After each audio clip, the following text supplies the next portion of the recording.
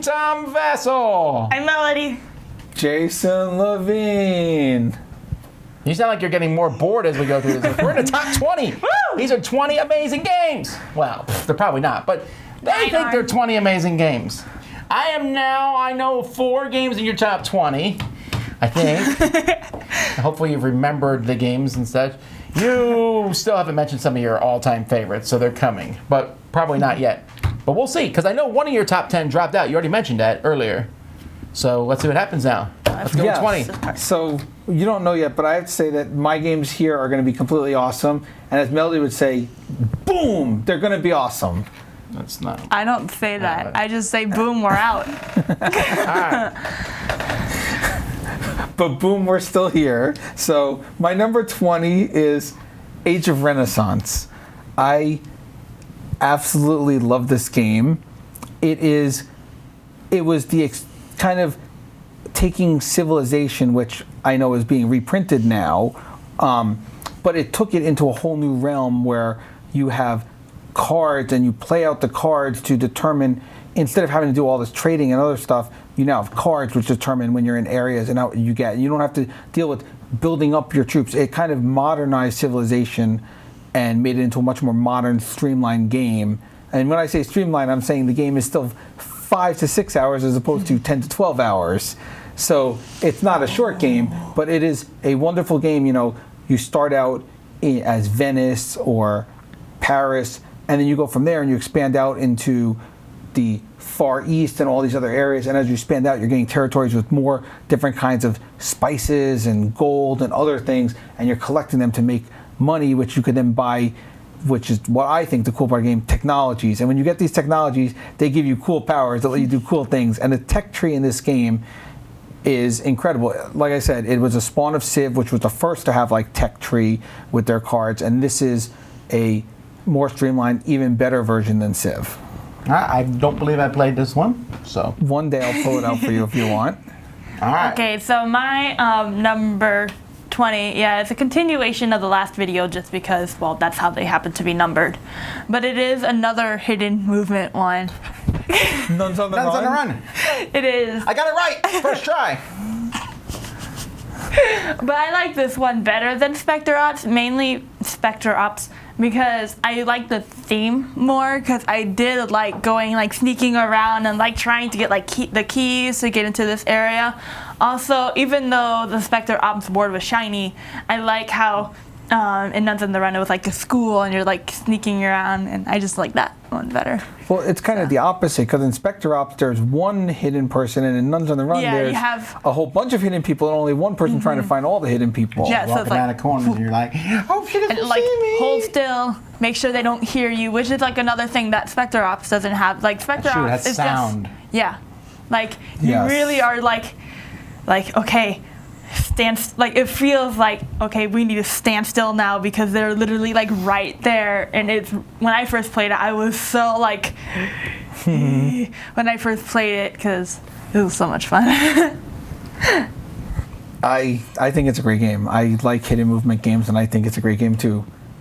My number 19 is not a hidden movement game. It's a Euro game. Surprising. This is an oldie but goodie. You could just say it's an older game. It's an older game. And my number 19 is Princes of Florence. See, that's what when you first said Prince of Renaissance, that's what came to mind.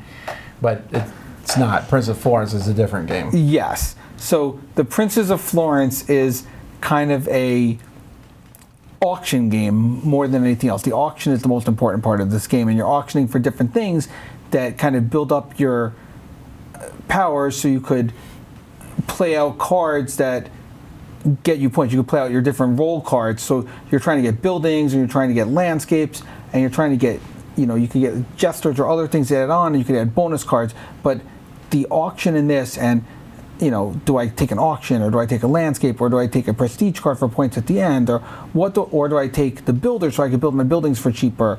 And every single auction is vital. There's only 7 auctions in the game, but every single one of those auctions is vital to the game.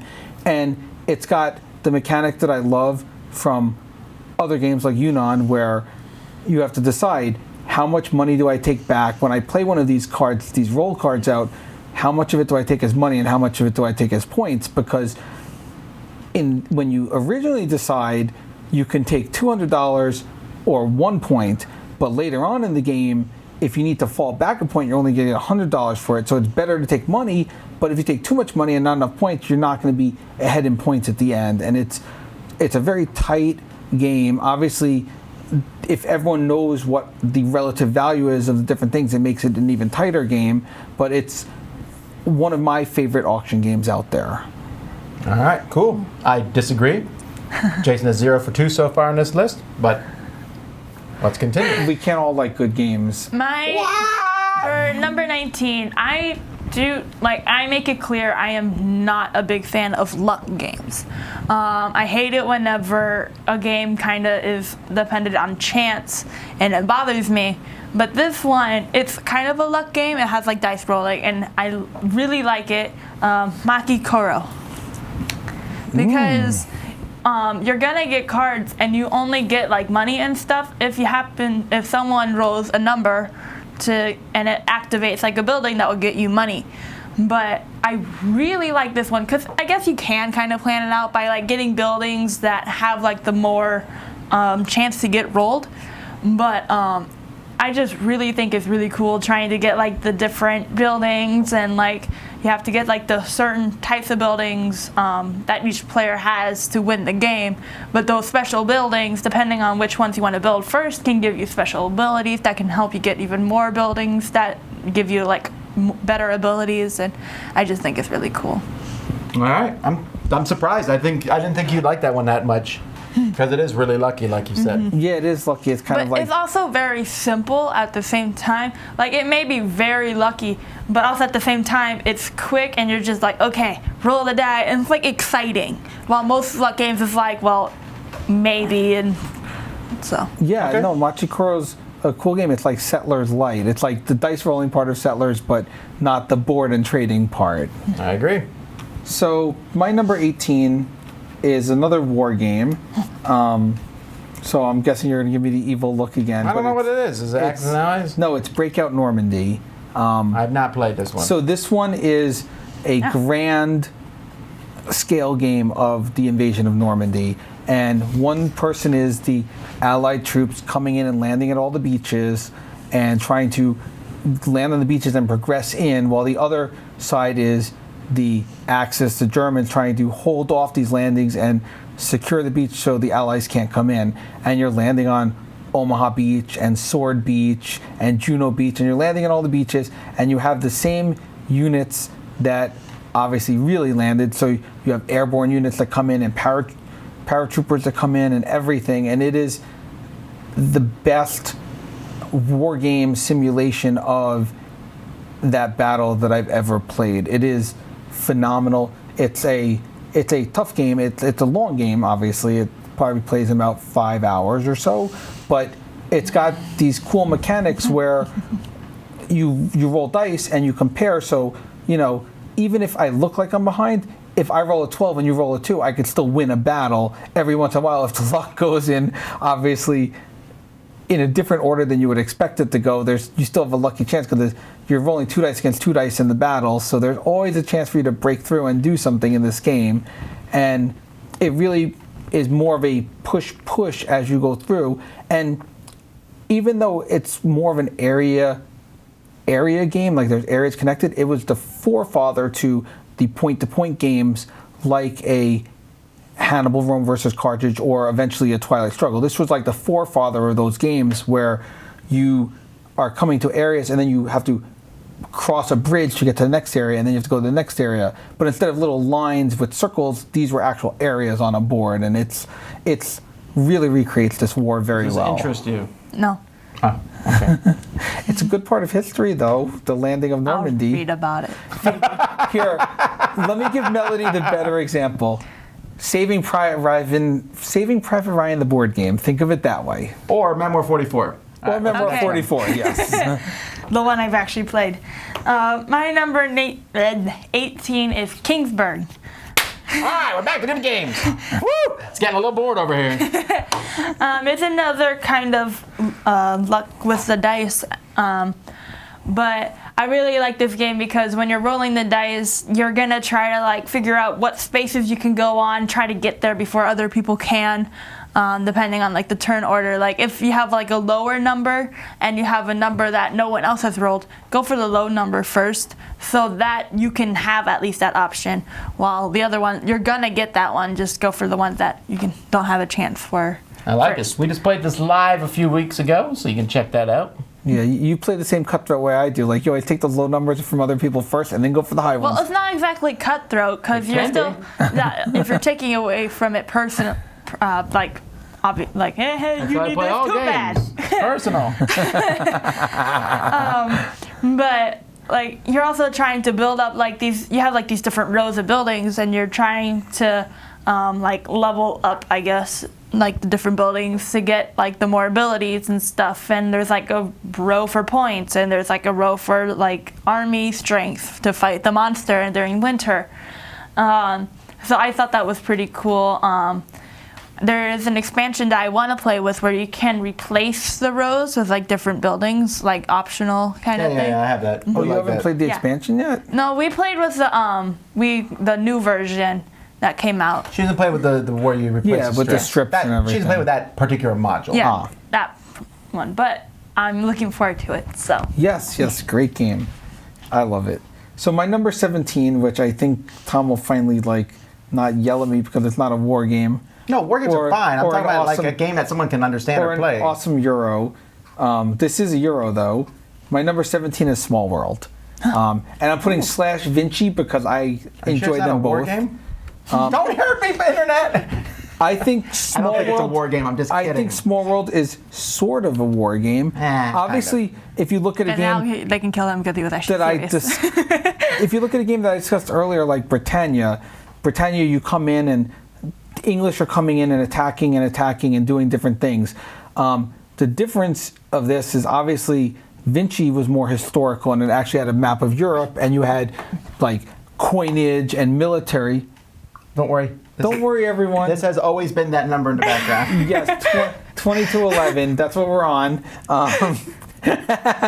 But so Vinci had kind of coinage and metalworking, and it was more historic times. But Small World, and what made it so popular is it took it to a fantasy realm. So you have vampires and you have dragons and you have all these things coming in, but it's still the same kind of war game where I'm overtaking territories and someone's overtaking my territories and I'm overtaking theirs, and we keep fighting for these same territories to get points. It's very light and fun, and yeah, it's a really good game.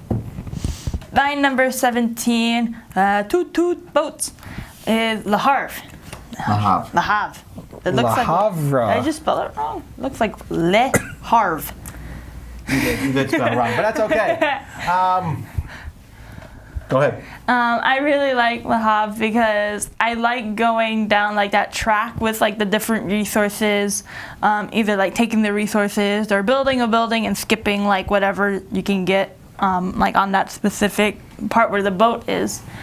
I thought it was really cool. I like the different buildings that you can build and also the different boats, and it was just like really cool. It was pretty simple, just trying to get the resources to build the buildings that will get you resources to build more buildings.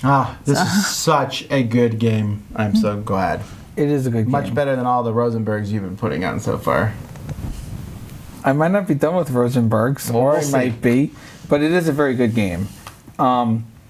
My number 16 is over 20 years old now, I think. Yeah, I think this might be the 20th anniversary of it. But my number 16 is El Grande. It came out in what, 97, 96, somewhere in there. So it might be over 20 years old at this point. But El Grande is one of the first area control games. It's an excellent game. And it is phenomenal. If you're looking for like the area control game of area control games, this is it. You obviously have cards, and the cards will allow you to put down a different amount of cubes into different areas, and you're putting from 1 to 5 cubes down depending where you go, and how you do that will determine your turn order for the next turn, and no one can play the same card, so there's always a different turn order, and each thing has little powers where you could do manipulation of I could swap your cubes or I could slide cubes over here.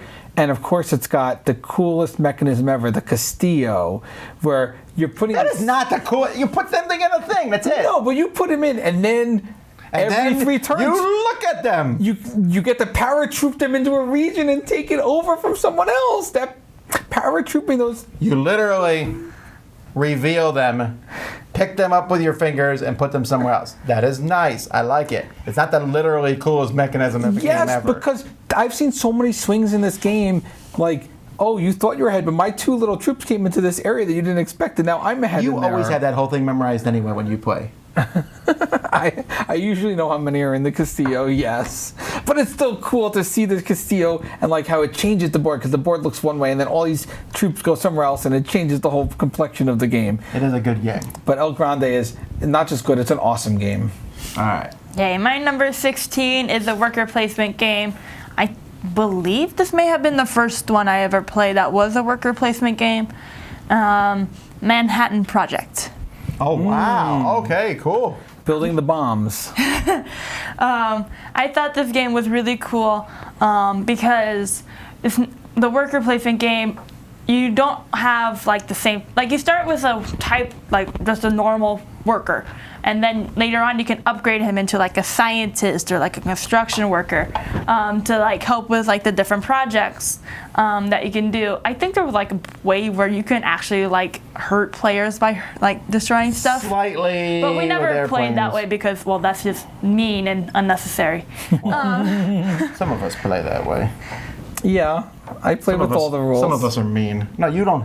No, you can play with those rules and just never do it. True. I played games before. I never bombed anybody. I usually don't bomb people either because it makes more sense to work on your own than to Yeah. bomb others. Like, this is definitely a game where you're just focusing like on your own stuff and like going around and hoping people don't take your spot.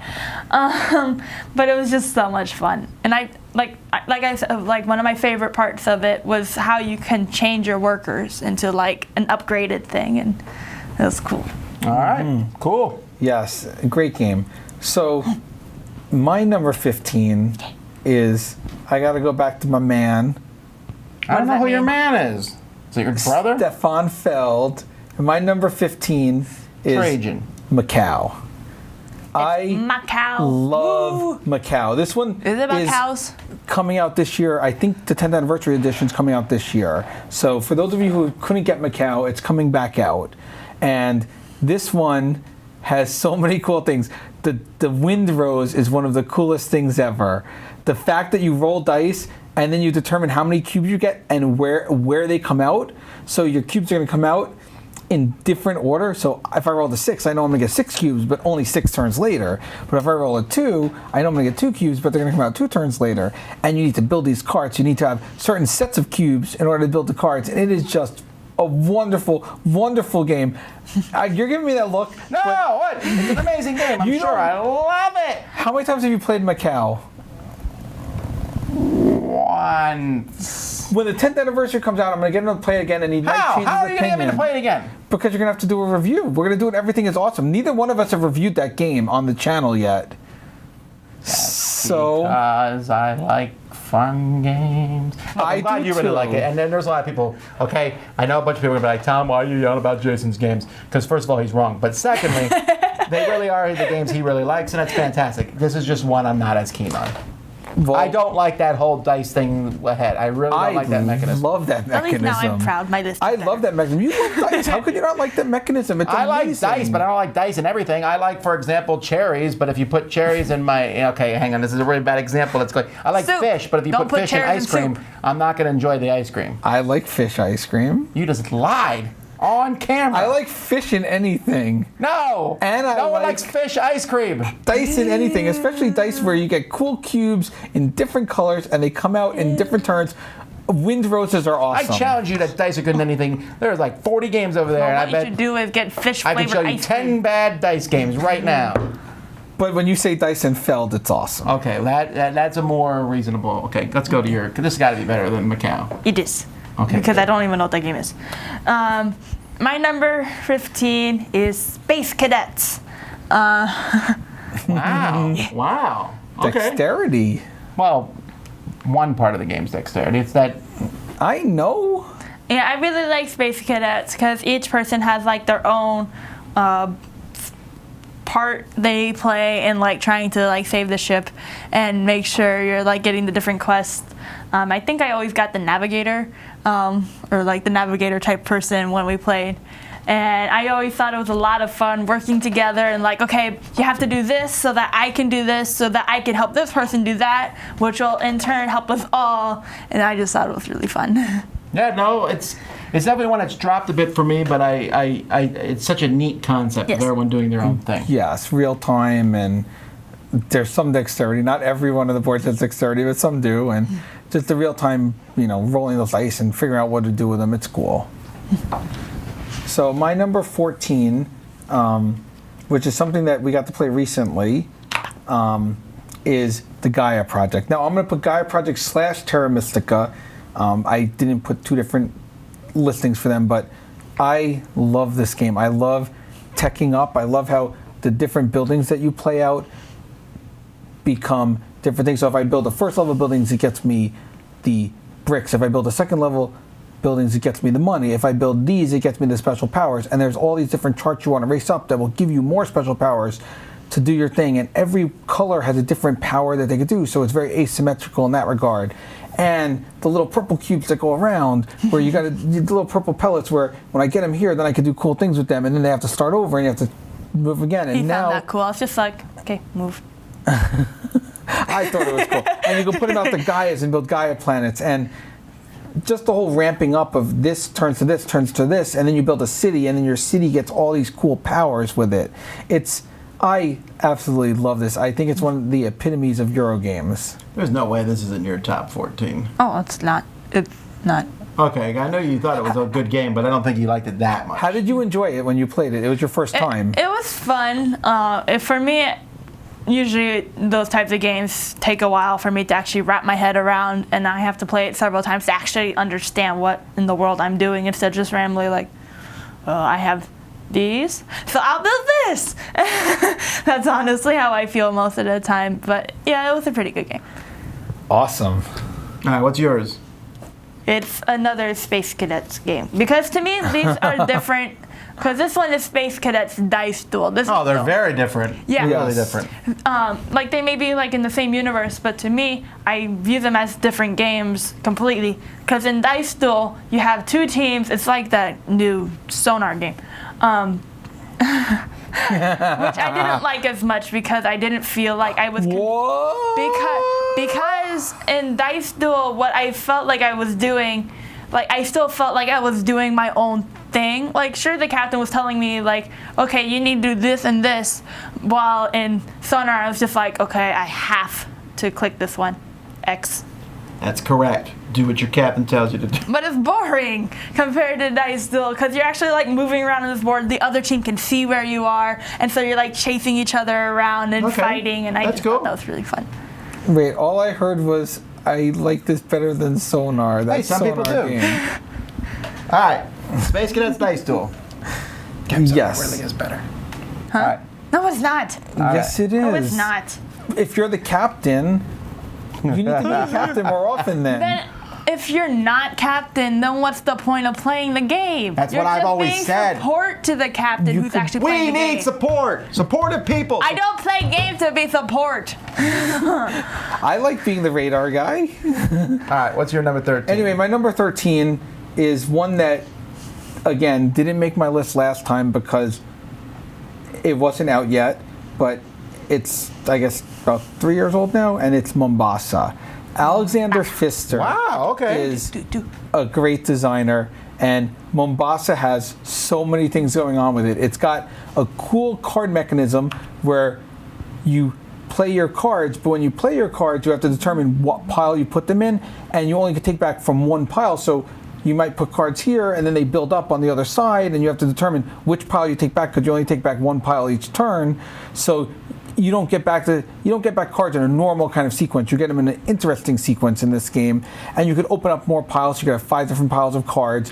You're also going for stocks in different companies, and when you buy stocks in companies, it moves up a chart for each company, which gives you a cool power, and then you're putting pieces on the board which get you more things, like you get the diamonds and you get the scrolls, and there's so many cool things going on in this. So you get shares, you get diamonds, and you really have to determine, do I want to go on the board? Do I want to go for do I want to do the bananas? Because if I do the bananas, I'll get this. If I do the cocoa, I'll do this. And there's so many different things you could do in this game, and everything kind of blends together and turns into one unique, great game.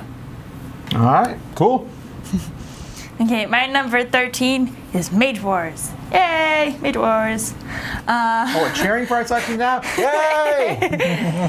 I really like Mage Wars because I like how there's like the different types of mages, and they have like their own book, or we have books. I don't know if it comes with the books or not, but I think it's pretty cool how you have like these different things that you can like bring out onto the board, and then you have to like go and like fight the other mage.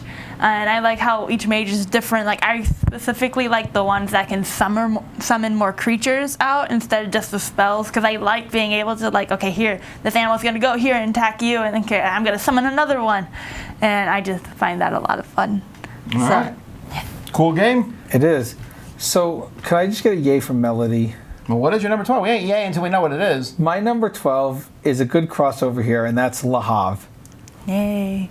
It was in your top 20 also, just like a few minutes ago in this video. I'm just appreciative that you know the ordering of his things. Le Havre is my favorite Uwe game. Also me. Love Le Havre. And I think also Melody. I mean, we'll find out in a little bit. I'm not sure. I'm wondering if that Feast game might sneak up there, but we'll see. So I love Le Havre. I also love the timeline, how, you know, fish come out here, and then brick come out here, and then iron comes out here, and Woo. you have to determine what you're getting. And I love how you have to upgrade. So you start with this. You start with cows, and they turn into meat, and you start with fish, and they turn into cooked fish, and you start with iron, and it turns into steel. And the buildings add so much to the game. Every building is unique, and I want to play in your building to get it power, but I'm going to have to pay you for it, or I'm going to play in my own building. And there's so many good things going on in this game. It's just like a blend of everything that Uwe does great, and it's just awesome.